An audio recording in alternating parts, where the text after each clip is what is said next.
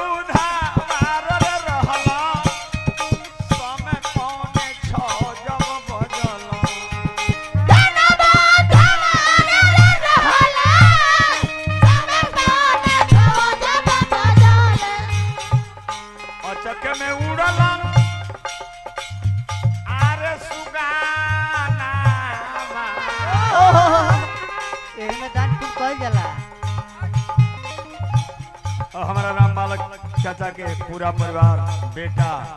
भाई भतीजा वो परिवार के यहाँ के रिश्तेदार बने भाई लालन यादव जी सुगाना हो राम बालक यादव हो गए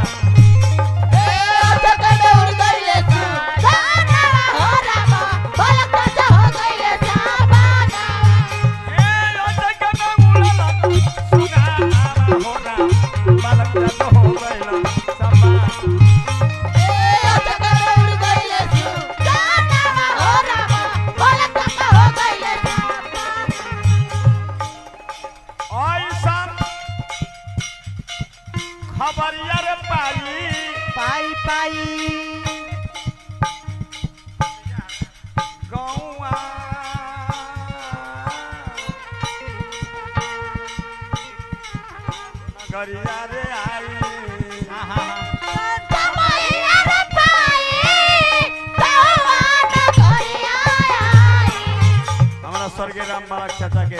भतीजा बानी बहुत बहुत पुरस्कार देनी खबरिया रे पाई गौआ नगरिया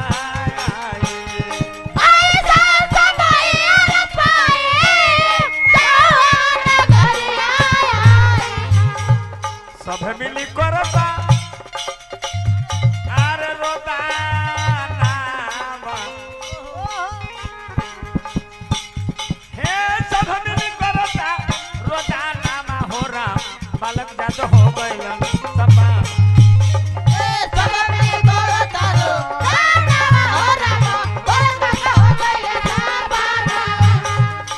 हमारा रविंद्र बाबा असेगा बड़े बड़े रुपया पुरस्कार देने हार्दिक हार्दिक शुभकामना बा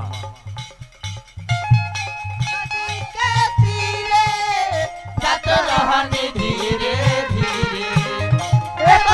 नदी के तीरे जाता रहनी धीरे धीरे हमारा की देखनी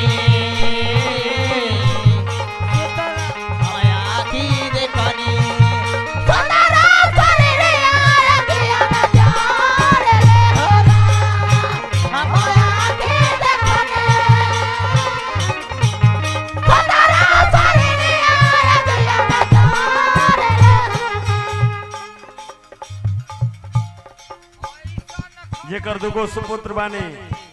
उदय यादव ग्राम प्रधान शेरवा कला माधव यादव जी वहाँ के नाती बानी आदर्श यादव कुश यादव हो जी कृष यादव जी आदित्य यादव विराट यादव जी अतना नाती बालो दू जना बबुआ बड़े उद्धव जी माधव जी बांध करके आए आए ठाटर बाटो बाटो बाटो लाश कहाँ को रहे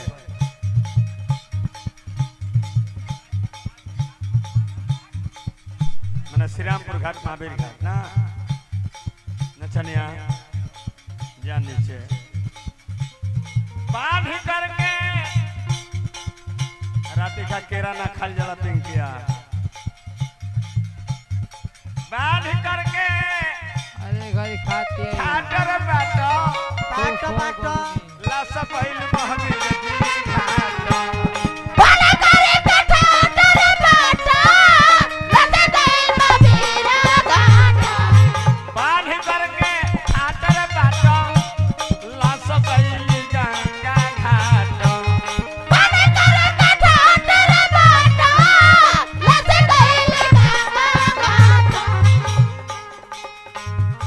जलालगंज नीलू माधव भैया केरा खा शरीर के 3 गो गति होला या तो माटी में गाड़ दो तेरा नहीं तो गंगा जी के जल में जल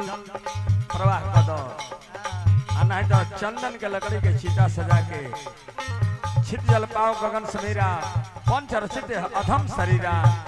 5 तत्व से शरीर बनल बा 5 तत्व के 5 में विलीन कर दो बांध करके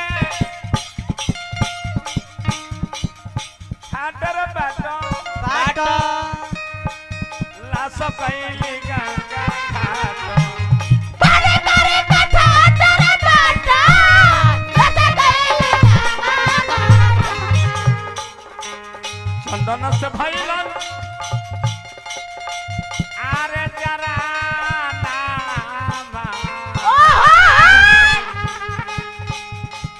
चंदन से भैलन जरा नामा हो ए चंदन से भैलन जरा नामा हो राम बालक जात हो गए नन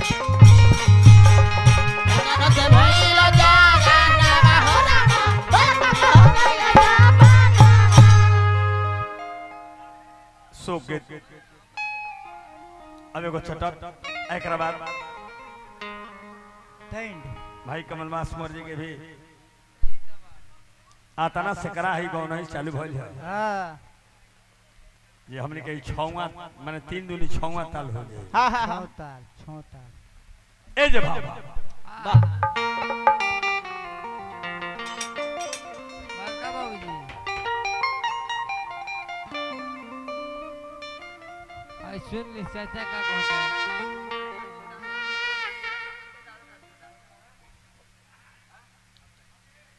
चल हो बाबा हाय हाय हाय चाचा तनी बैठी आराम से एक जन को हतरी हो अरे तो बैठू तू कहाँ हो गइल बे गावे बजाओ दा तनी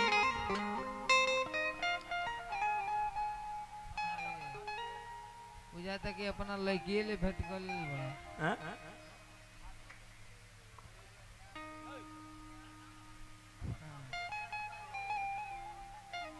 एह जे भावा अपना सामान के सुरक्षा स्वयं करो हाय हाय बड़े बड़े होटल में जाइबो रेलवे स्टेशन में जाइबो हाय पिंकी तो जल्दी खड़ा हैला यात्रीगण अपने सामान की सुरक्षा स्वयं करें काजी जाना होटल के हाय हाय एक रात के किराए में 5000 वो लिखल है जे अपने सामान की सुरक्षा स्वयं करें यही जब भाव हाय हाय हाय जे चलता नि ढा